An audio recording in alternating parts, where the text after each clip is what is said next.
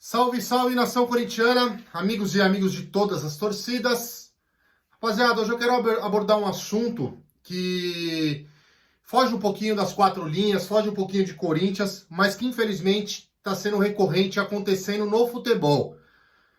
Para quem não sabe, na terça-feira no jogo entre Corinthians e Boca Juniors, antes de começar o jogo, um torcedor do Boca Juniors imitou um macaco para a torcida do Corinthians. Um vagabundo, um racista, né? Que fez isso daí. E aí hoje eu vi a entrevista do rapaz que chamou a polícia, que falou do ato. Não foi nem ele que gravou o vídeo, porque tá circulando o vídeo do cara imitando o macaco. E ele indignado com o ato do Corinthians não ter ajudado ele muito, e mais indignado porque o rapaz pagou a fiança, o vagabundo pagou a fiança e conseguiu ser liberado. E, inclusive, depois de ser liberado, postou uma foto junto com um rapaz que eu não sei nem quem que é, um argentino, outro vagabundo, com um emoji de macaco. Então ele, pouco se ferrou, porque aconteceu. Isso foi antes do jogo, ele não assistiu o jogo, a derrota do time pequeno dele. E, cara, é revoltante isso. É revoltante porque não está acontecendo isso só nos jogos do Corinthians. Está acontecendo nos jogos dos times brasileiros, principalmente contra argentinos. Principalmente contra argentino. Rapaziada, isso é crime. Isso é crime. Então, assim, o rapaz ele ficou bravo de ter soltado ele, só que, infelizmente, essa é a nossa lei. O rapaz tem a fiança, pagou 3 mil reais e foi solto. É a lei, não tem o que fazer. Se tem uma fiança, o cara vai e paga, ele vai ser solto. Na minha opinião, errada. Totalmente errada. Ele devia tomar um chá de canseira aqui para aprender.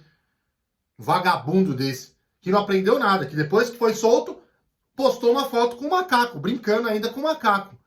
Então, um cara desse é um lixo, mano. Um lixo.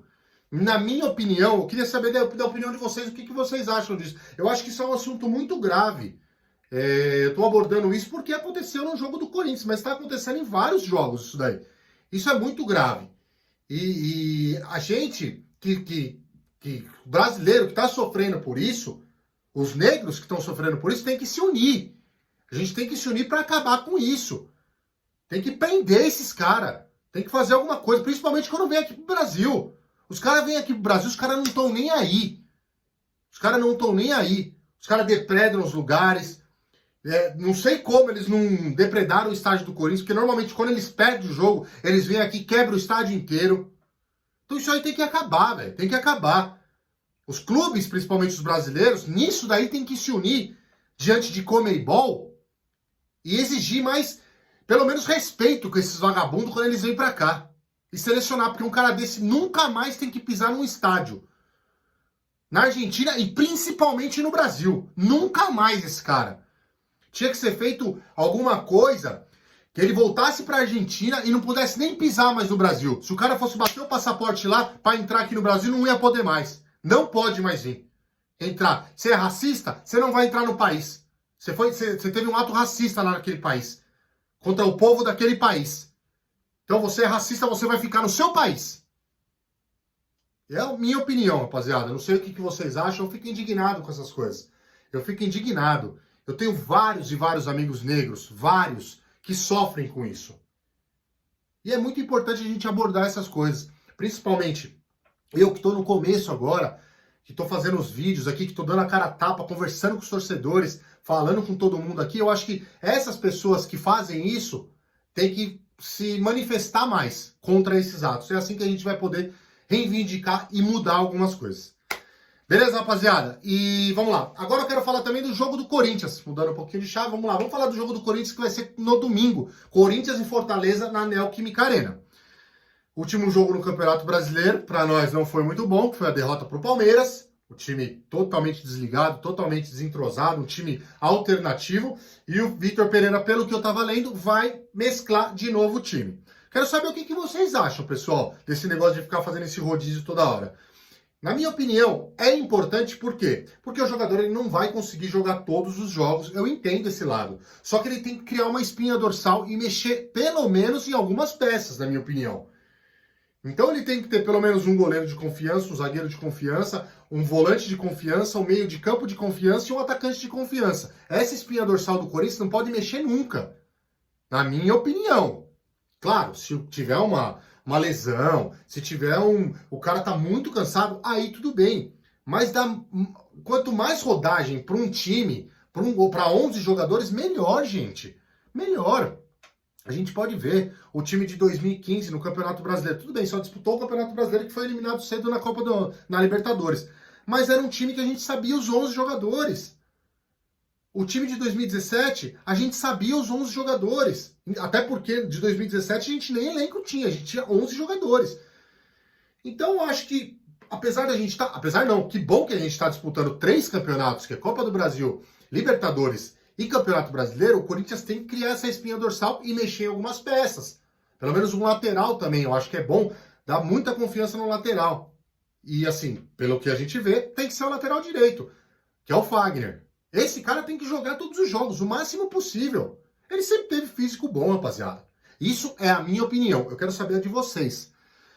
E na minha opinião, no domingo, eu entraria com um time misto. Por quê? Porque na quarta, o Corinthians viaja para jogar contra o Deportivo Cali fora.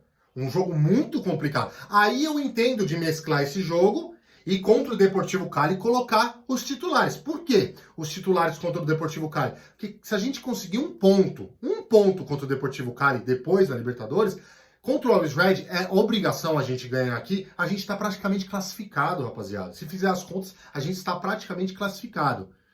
Então, assim, é ser inteligente, mesclar nesse jogo contra o Fortaleza, que Fortaleza não tá vindo bem, apesar de ter ganho agora contra... Não sei contra que time que foi na Libertadores, eles estavam vindo muito mal, eles ganharam agora.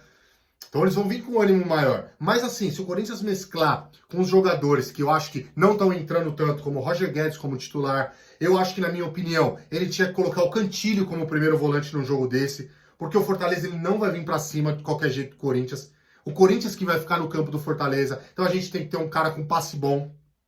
Dá mais minutagem pro Jô, que na minha opinião foi muito bem no último jogo contra o Boca Juniors, apesar dele ter substituído no primeiro tempo, que eu achei errado no intervalo do jogo.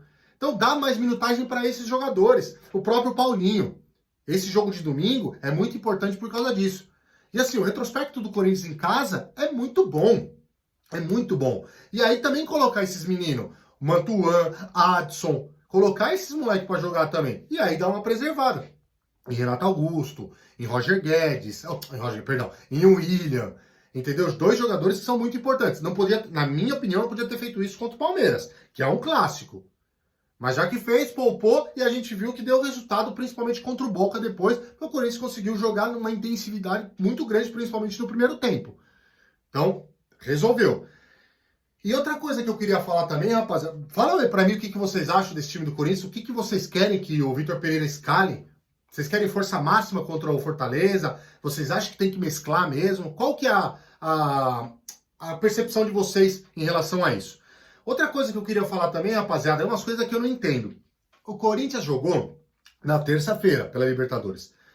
Por que nesse final de semana, que o Corinthians vai ter que fazer uma viagem para a Colômbia, na quarta-feira que vem, por que o Corinthians não joga no sábado? Ia ser muito melhor para o Corinthians fazer esse jogo contra o Fortaleza no sábado. Faz esse jogo contra o Fortaleza no sábado, a gente ia ter domingo, segunda, terça-feira, e na terça ou na quarta-feira ia viajar. Mas não, vai fazer no domingo à tarde. Para os torcedores é uma delícia. Eu amo ir para o estádio domingo à tarde. Eu amo fazer esse passeio. Só que, na minha visão, eu acho que o Corinthians deveria jogar no sábado, esse jogo contra o Fortaleza. Seria... Para logística do Corinthians seria muito melhor. Como jogou na terça, teve quarta, quinta e sexta para descansar, joga no sábado, tem para descansar domingo, segunda e terça, e joga na quarta. E principalmente que vai viajar para a Colômbia na quarta-feira, né? Mas é isso aí, rapaziada. Os assuntos que eu queria abordar aí. No domingo, depois do jogo, o jogo é 4 horas da tarde na Neoquímica Arena, pessoal. No domingo eu volto aqui pós-jogo para falar com vocês, se Deus quiser, com a vitória do nosso Coringão. Mais 3 pontos, que vai ser muito importante no Campeonato Brasileiro. E é isso aí. Comentem aí. Rapaziada, se inscrevam no canal, ativem o sininho, compartilhem. Compartilhem com os amigos aí, porque tá muito legal esse bate-papo aqui. Aqui eu já falei, é canal de torcedor para torcedor. Aqui é canal raiz, aqui é canal do Corinthians. Beleza, rapaziada? Tamo junto, é nóis e vai Corinthians!